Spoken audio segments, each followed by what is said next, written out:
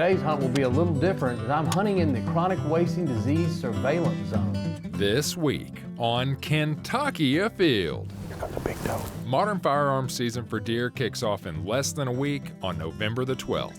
But depending on where you're hunting, there might be a few things that you need to know before hitting the woods. Next. Rabbit season is upon us, and we're not the only ones that are excited for it. Then, deer, rabbit, and now squirrel. We're in the heart of fall hunting here in the Bluegrass State, and we're loving every minute of it. It's all next on Kentucky Afield. Such a pretty fish. Beautiful. This pond is plumb loaded with frogs. They're everywhere in here.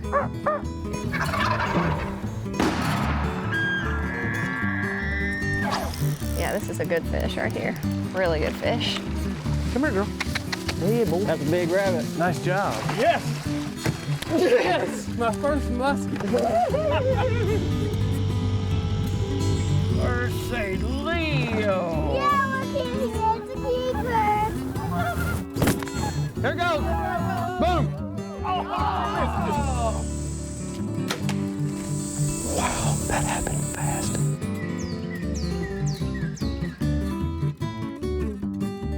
Hello and welcome to Kentucky Afield. I'm your host, Chad Miles. Join us as we journey the Commonwealth in search of outdoor adventure.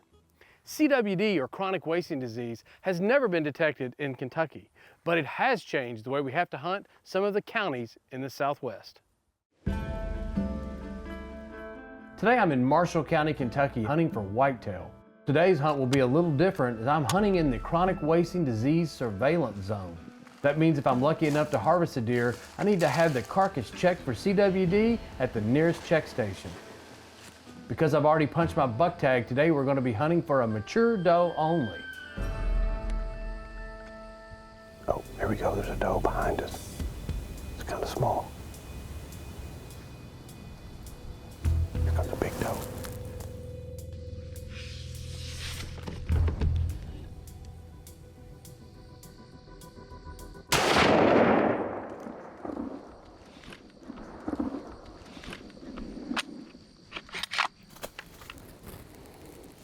Been a crazy afternoon. I haven't been in the stand 45 minutes. I've already seen several deer and got a shot.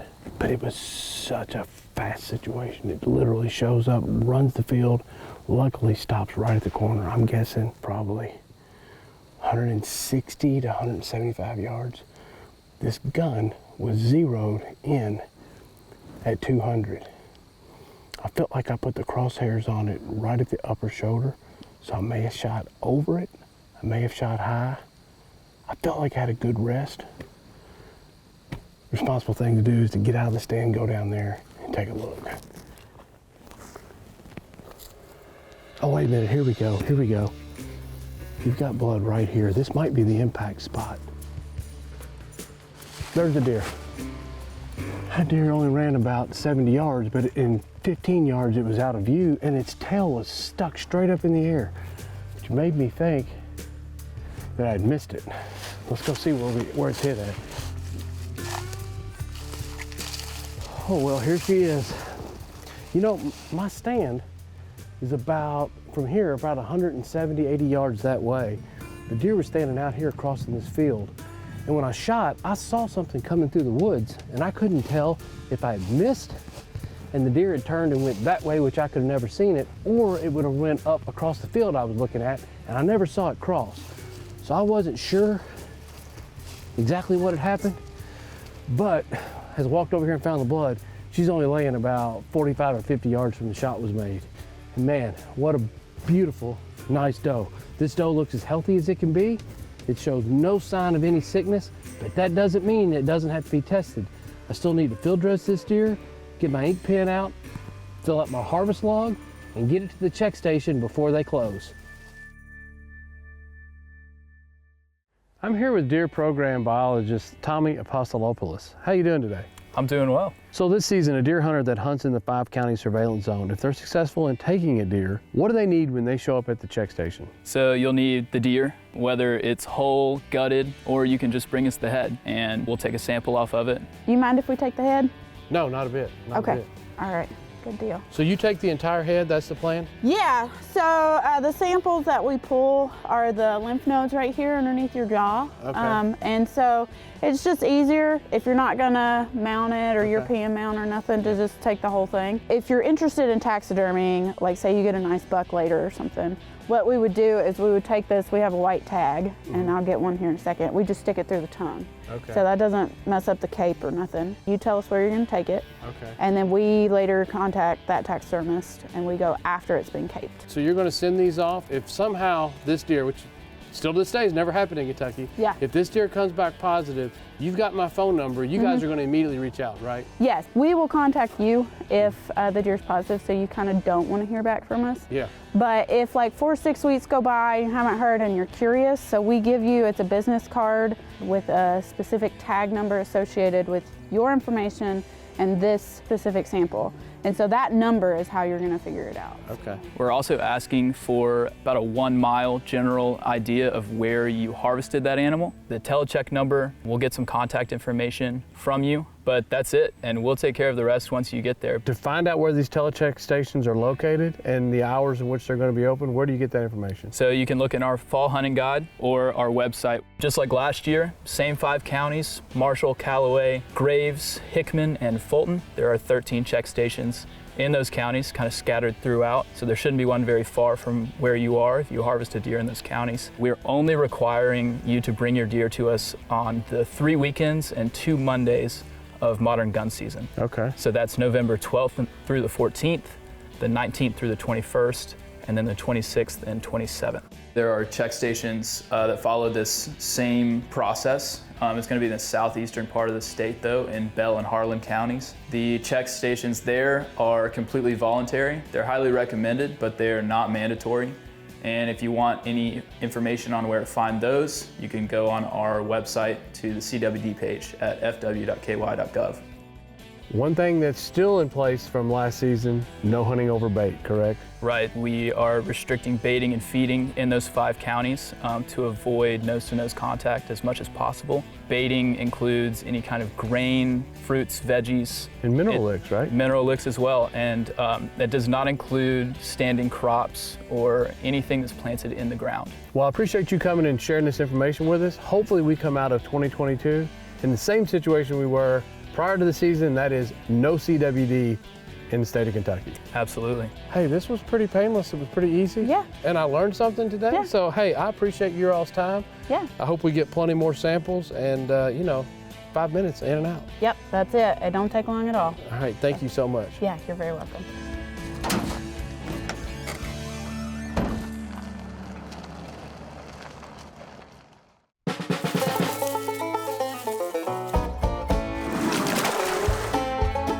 Located 9 miles southeast of Lebanon and 5.5 miles north of Bradfordsville is Marion County WMA and State Forest.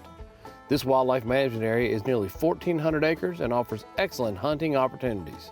The property consists of steep rolling ridges and hollows. The best hunting opportunities are for deer, turkey, and squirrel due to the extensive oak and hickory woodlands.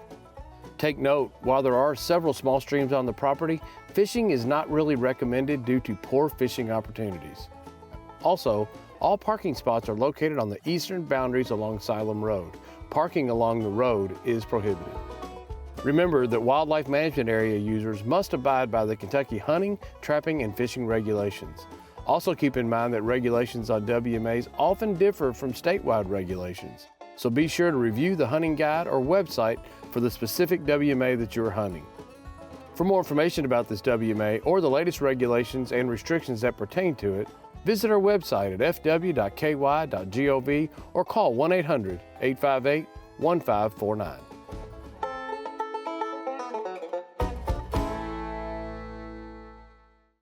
Rabbit season is now open in the eastern part of Kentucky. And I don't know about you, but I can't wait to spend some time in the field.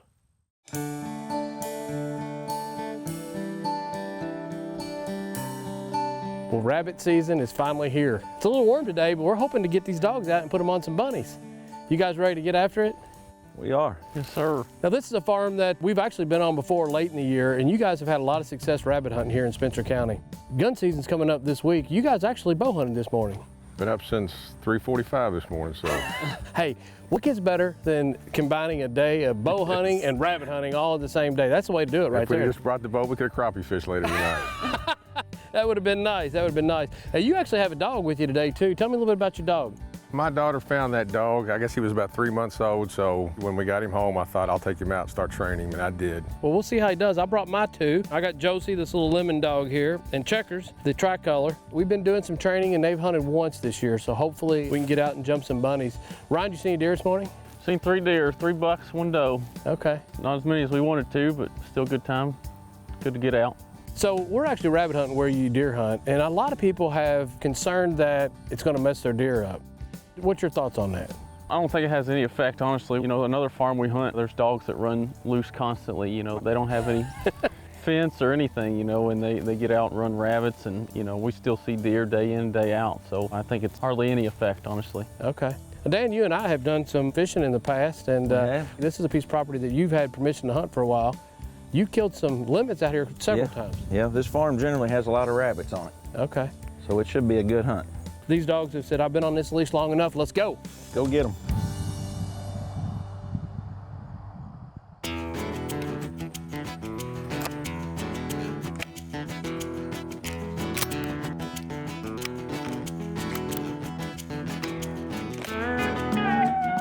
Uh-oh. First bunny up. We got them all barking now, so this is hot. Skeet him up! Ain't that something? I ain't even seen this rabbit and they already got one down. That's awesome. Dad, that's a big old bunny. That's good boys. That's good boys. That's good boys. All right, good job, dogs. Let's Good go, boy. let's go.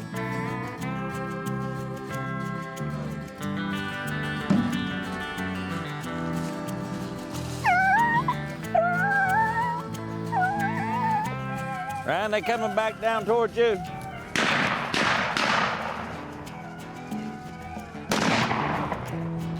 Checkers jumped a rabbit right here.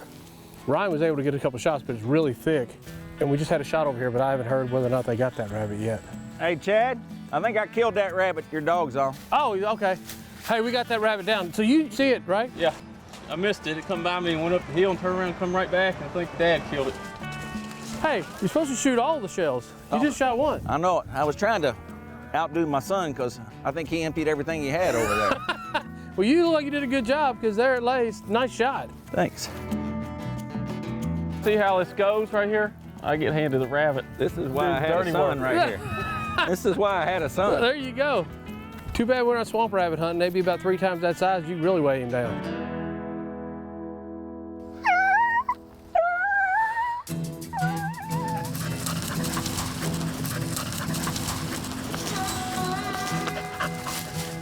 There he goes, there he goes, there he goes!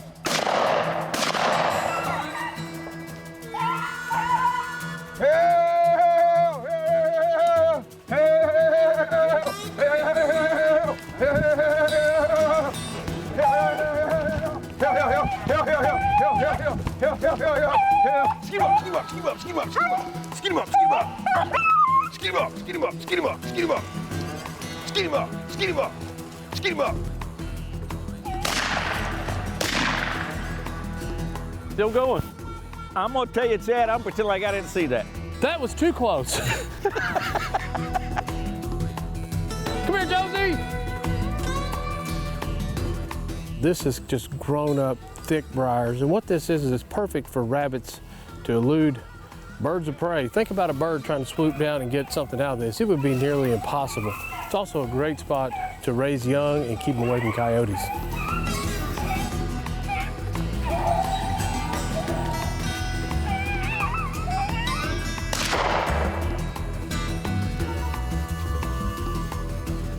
Good shot. Good boys. That was a good run there now. They ran that rabbit to 4 or 5 different brush piles and finally got it out. I could have shot him sitting one time. I didn't. Nice job, man. Thank you. One for the skillet. All right.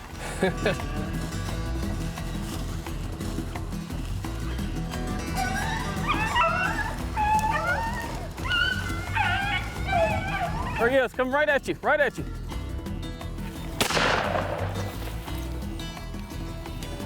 These rabbits want to run over me today. He said right at me and I'm looking out there. He meant right at me, like right here.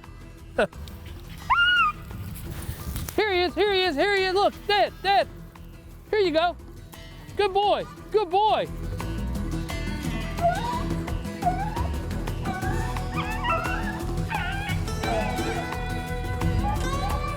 There you go, there you go.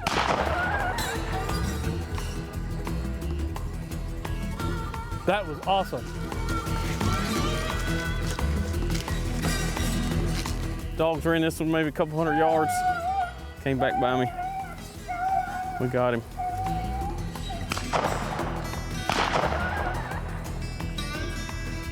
There were 2 shots. Was that us?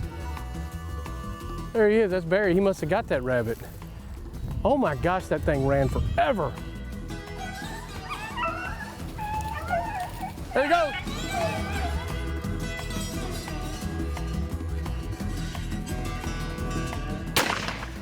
Get him?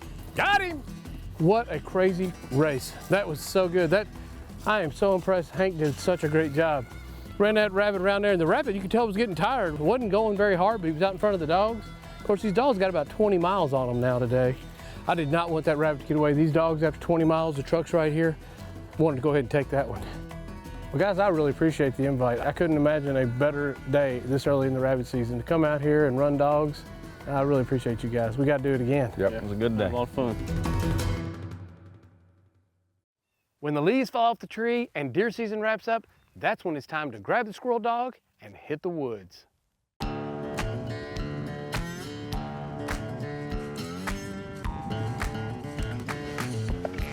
We're down here in Trigg County today, and we're getting ready to do something that I don't get to do as much as I'd like, but it's always a blast. And that is squirrel hunting with dogs. So you guys brought us down here, and you got a big piece of property here that's got a bunch of wildlife on it, and you brought some dogs with you. What type of dogs you guys bring? They're Feist. Okay, Feist. So Feist dogs, they were kind of bred to do several different things, but squirrel hunting is what people use them the most for, isn't it? Yep. They'll tree other game, but mainly squirrels what we use ours for. Yeah. So this is a piece of property that you own, and you told me you've been squirrel hunting for a long time. What makes hunting with a dog so much more exciting? You never know what's going to happen. Sometimes it's chicken, sometimes it's feathers. So how many dogs we got today? Got 3. Okay, 3 dogs. And they're all mountain Feist. How many dogs you bring? I've got 1 dog, he's got 2. Okay. Let's go meet your dogs and put them on the ground. All right.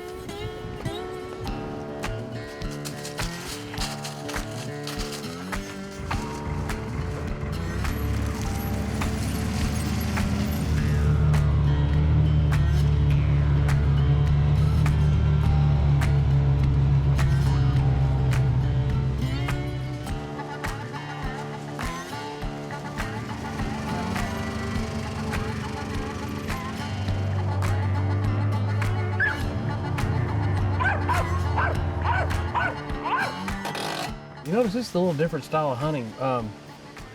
This hillside is kind of rolling and the terrain is rolling. So what they like to do is to let the dogs out one at a time, let the dogs hunt out in front of them and they follow behind in the ATV. So it makes for a pretty casual day of squirrel hunting. Rosie's got 1 treed.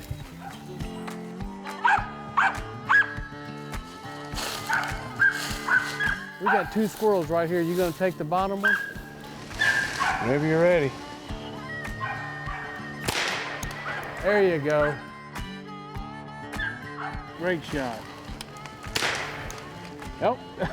There they go. Well, let's walk over and see what you got. Right here. Thank you, darling. Well, that was a good shot.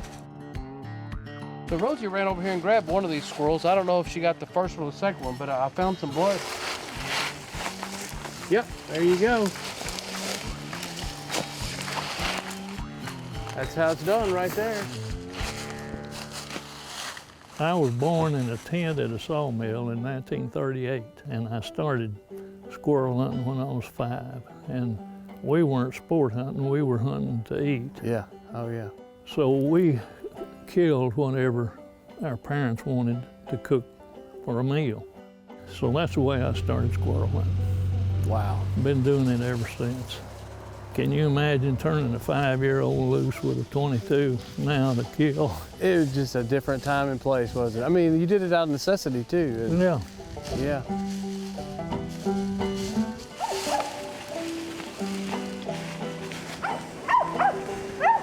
Tree won't hold still for me to shoot.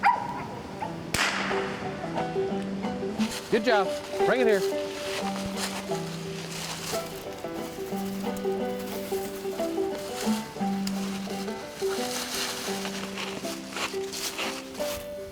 There you go, nice shot. That dog did a great job.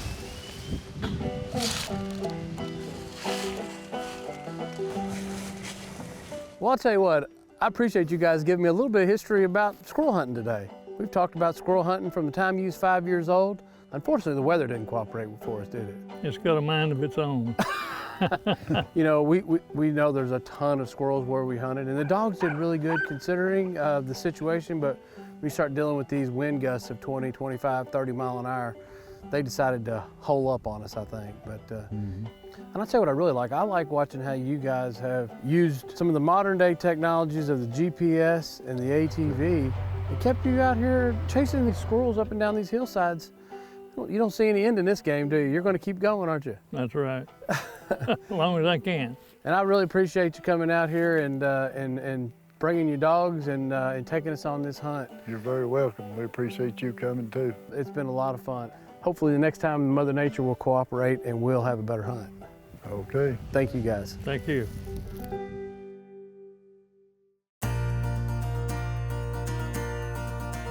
Now let's check in and see who else has been out having fun in this week's Ones That Didn't Get Away. Check out this beautiful smallmouth bass caught by Christopher Perry. This fish was caught in the Big South Fork in Stearns, Kentucky. Nice job.